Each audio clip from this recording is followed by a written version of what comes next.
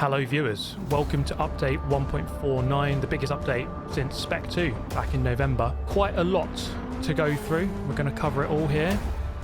Let's look at number 3 first, the track. This is what I'm most excited about. Eiger Nordwand has just been added to the game. As you can see, right in the middle here, Eiger Nordwand has been added. There it is in Switzerland. So there is just the one configuration, as you can see here. Previous games, Gran Turismo 5, Gran Turismo 6 had a lot more variations, but this has just got the normal direction and the reverse.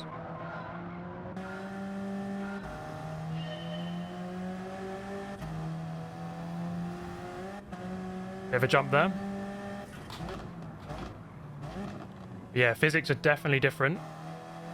We'll have to really get to the bottom of how they truly feel. Might be a good idea to do daily race C, then we can compare lap times from before the update.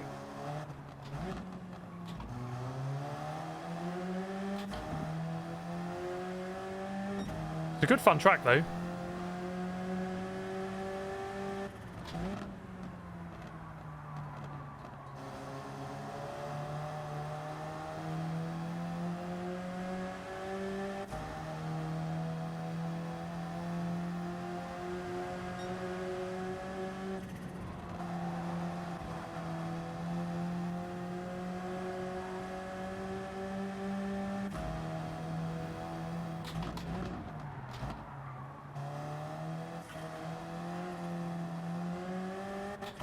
Not the smoothest. We've done it, gold medal. That is a fun circuit, I do like that. And boom, 200,000 for bronze, 1 million for gold. I then tested the track in a range of different cars to see how it plays out in a race. And as you can probably tell, it wasn't suited to all different cars. In fact, it was borderline hilarious at times. But we did have some amazing races, and I will cover all of this in a separate video. Oh, it was 787 beating a wall. Get out of the way. Next up on the list is 6 brand new cars. Now, firstly, the Subaru Impreza is in the Legend Car dealership, as you can see, 650,000 credits. Iconic machine. So really cool to see cars like this being added.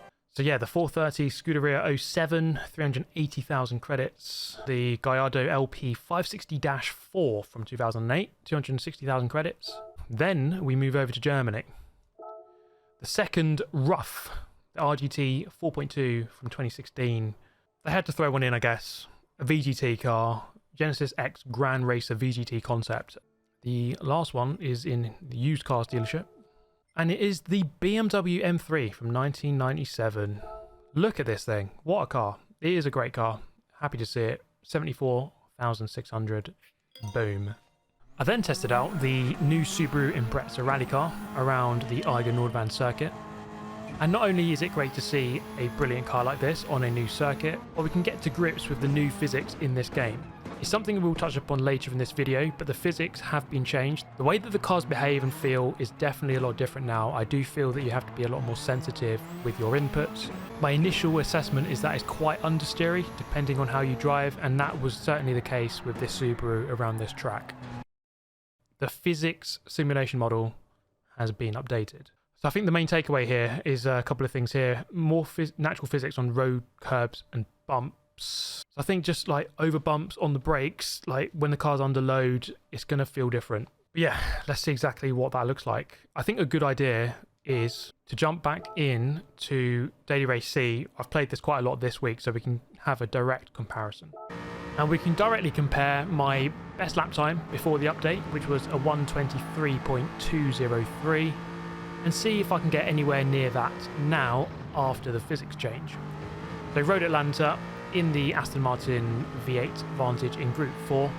Now my initial feelings were that it was a little bit more sensitive, more understeery, and as you can see, coming off of that curb, he didn't particularly like that. It feels like you have to be a lot more considered with your inputs on the brake, on the throttle, the way you come off the brake, the way you input your steering and take out your steering. So that would be my main takeaway here. This would obviously require a lot more testing and probably its own video because it is quite an extensive change. It'll be interesting to know genuinely how different this is. but it definitely does feel different, and for me, it does feel better.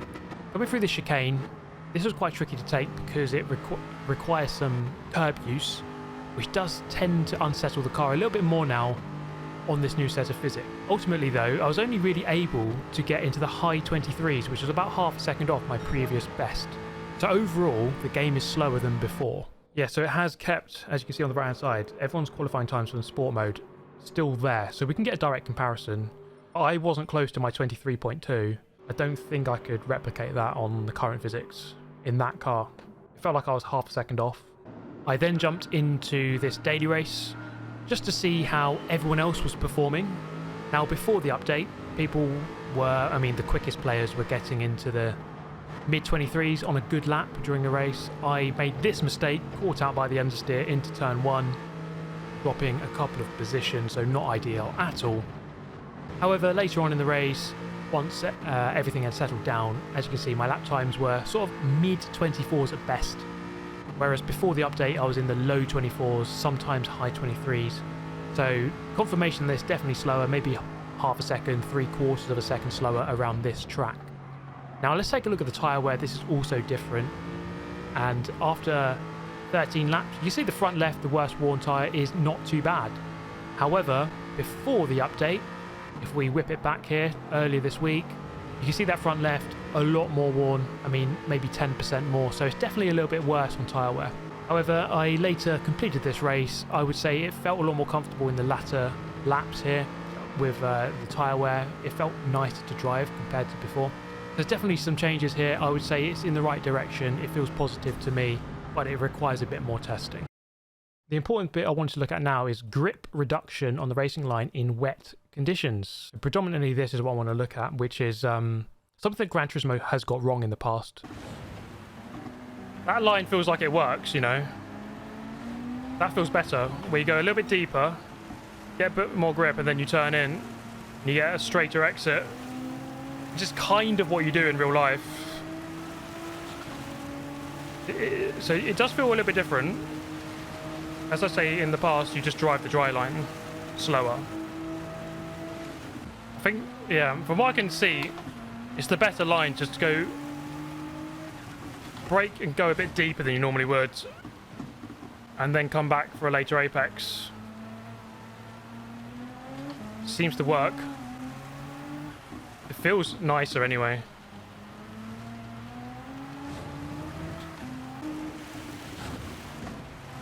Whoops.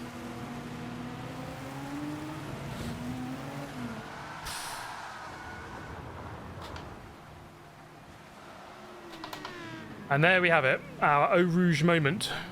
I think that was just because of the curb. I suppose it demonstrates that it is difficult to drive. Let's not forget the physics are different in the game. You've got to be more careful on curbs. Okay, it's hard to tell. It's really hard to tell. It does feel a little bit different. Going a little bit wide, it felt like there was a bit more grip. Next up in the list is something quite curious. Tyres. French tyre manufacturer Michelin has been added. So I don't think this really makes too much difference. It's all the same tyres, so comfort, hard, medium, soft, sports, hard, medium, soft, and then racing, hard, medium, soft, for the same prices as before. So I think this is kind of just a sponsorship. As far as I can see, this is a cosmetic change, doesn't actually change fundamentally anything else. What happens to all the tyres we've bought already? Good question. All the tyres you've already bought, fine, you don't have to buy them again. That's a relief, because tyres are bloody expensive on this game. So a bunch of new World Circuit events. We've seen the Eiger Nordwand ones. New event at Monza, so the Ferrari Challenge. Michelin Raceway Road Atlanta, World Touring Car 600. So 5 new events added. So yeah, that brings the total number of event races on the top right to 213. Whilst we're on that note, I suppose we might as well look at number 6, the cafe menu. So it comes under extra menus. There it is at the bottom. So you need the McLaren F194, which is actually quite a hard car to buy. It's expensive and it's in the Legend Car dealership. The MP412C and the McLaren Ultimate Vision Gran Turismo, which I can actually buy right now for a 6-star roulette ticket. Look at that thing, it's a beautiful car. Receive rewards. 6-star roulette ticket, quite a good prize to be fair. Give me something good. Well, what do we want? What do we want? Give me the 918. Yes! Come on! Get in there, Lewis. Next up is Gran Turismo Sophy, so the scary robotic AI, which is scarily fast. 2 new circuits available, Nürburgring 24 and Autodrome Lago Maggiore, full course. GT Sophy isn't available on all tracks, it never was. They're slowly introducing it to different tracks. As you can see, the one with the flashing pink hearts, it is available. So now we can go to Nürburgring, and again, the one with the heart, so the 24-hour, so the full longest version. Starting in the middle of the pack. 1 lap. You can't decide how many laps, just got to do 1 lap. Get dive bombed, mate. Oh, those. Oh, understeer.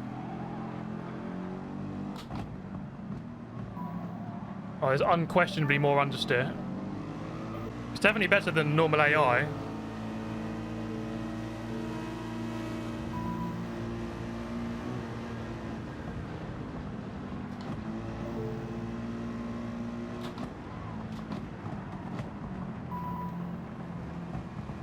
Gotta really watch out for curbs now.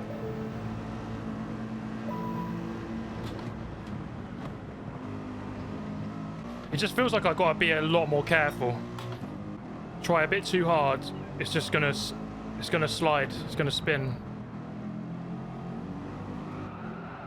Exactly like that.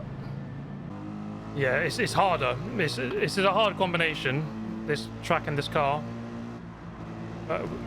Oh god, with these new physics, it's definitely more difficult. There's no question about that. It's a good challenge though. These AI are pretty good.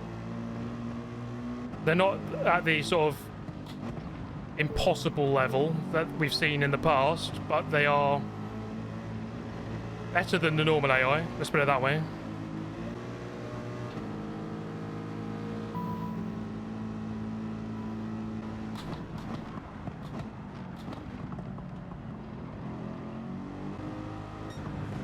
One thing I definitely noticed there is that when you brake hard and try and turn a little bit, it doesn't really want to turn.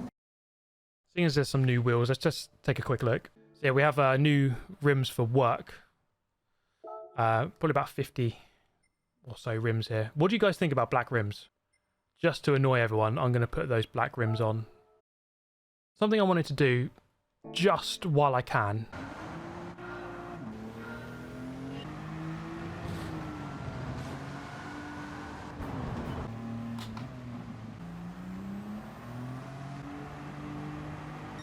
Yes! World records! I am the best player in the world, officially, on Gran Turismo. You're looking at him, guys. You are looking at him. Dynamic viewing has been added, allowing more control over race replays. New dynamic viewing feature available. Manually control race replays along with commentary. Oh, okay, so they've basically uploaded these races, and you can watch them back in whichever replay you want. This is cool. With whichever car you want. It has all the data, their inputs and everything. That is cool. It's a cool update. Alright, that's pretty good, that. If this was available for normal races, let's say sport mode races that you saved, that would be like another level. That would be so good. Another change that we have is with replays. So of course you can skip forward with plus 10 seconds and by lap as well. However, now if you press the R2 button, it brings up this menu and then you can skip along to the exact part of the race that you want. So it's just a faster way to skip. Otherwise, you're doing this. So that is update 1.49. I think this takes Gran Turismo 7 once again in the right direction with more content. A new track is great to see. New cars are great to see. The physics change seems positive to me so far. I will need to test it a lot more because there were some moments during the races that I did where it felt a little bit off. There was a lot of understeer. And yes, you can drive around it, but it didn't always seem to be the case. I want to know what you guys think about this update. Do you think it's a good change or a bad one? Obviously, the content I think we'll all like. However, the physics is not going to be to everyone's taste. Either way, I hope that Polyphony can keep adding some great circuits and some great cars to the game, and in general, keep Gran Turismo 7 alive. But that's all for me. Thank you so much for watching. See you